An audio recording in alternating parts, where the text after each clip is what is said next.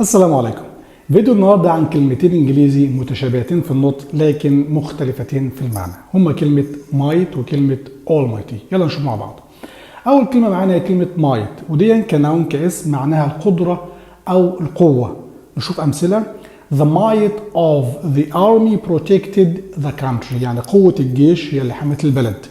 أو نقول might is right، يعني البقاء للأقوى. أو برضو نقول The might of nature is unbelievable، يعني قوة الطبيعة حاجة أو شيء لا يصدق.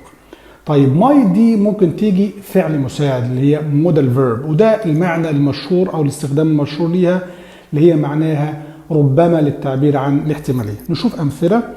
It might rain tomorrow، ممكن تمطر بكرة. He might come to the party but I'm not sure، هو ممكن يجي الحفلة بس أنا مش متأكد. تاني كلمة معانا النهاردة هي كلمة almighty، ودي كصفة adjective معناها القادر على كل شيء أو العلي القدير، وطبعا تستخدم غالبا لوصف الله سبحانه وتعالى. نشوف مثال. Pray to Almighty Allah for help، يعني ادعو الله العلي القدير أن يساعدك. Praise be to Almighty Allah، الحمد لله رب العالمين. طيب almighty بقى كتعبير عامي تستخدم أحيانا للتعبير عن حاجة كبيرة جدا أو حاجة مزعجة. نشوف المثال ده.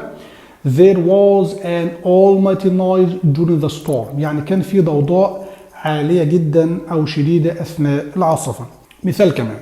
The kids made an almighty mess in the room، يعني العيال عملوا فوضى عارمة في الأوضة أو في الغرفة. دلوقتي عرفت كلمة might وكلمة almighty، وعرفت الفرق بينهم. مستني تكتب كومنت تستخدم في الكلمتين دول، ولو عجبك الفيديو شاركه مع غيرك واشترك في الصفحة والقناة.